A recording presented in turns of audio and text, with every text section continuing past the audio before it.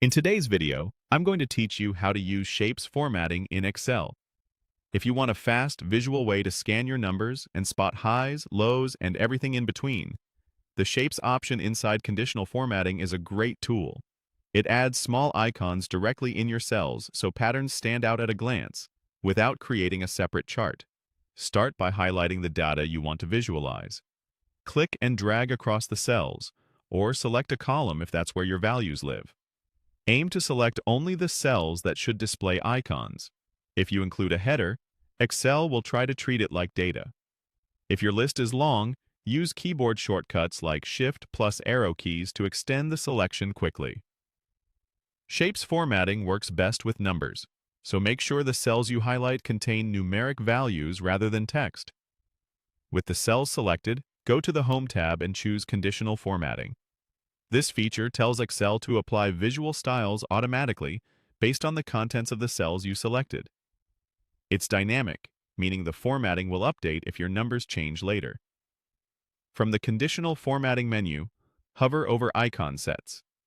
You'll see several groups, such as directional arrows, ratings, and the set we want today. Icon sets categorize your data into buckets and place a small icon in each cell, helping you compare values at a glance. Now choose the Shapes set.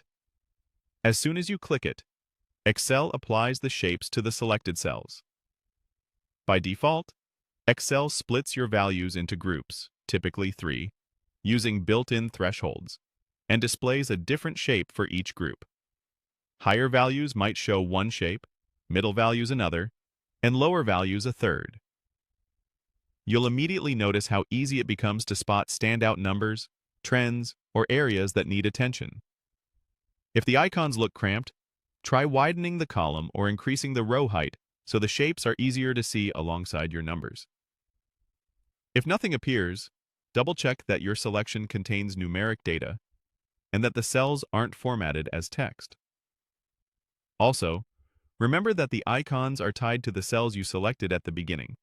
So if you add new rows outside that range later, you'll want to include them in your original selection next time. And that's it. Highlight your data, open conditional formatting, select icon sets, and pick shapes.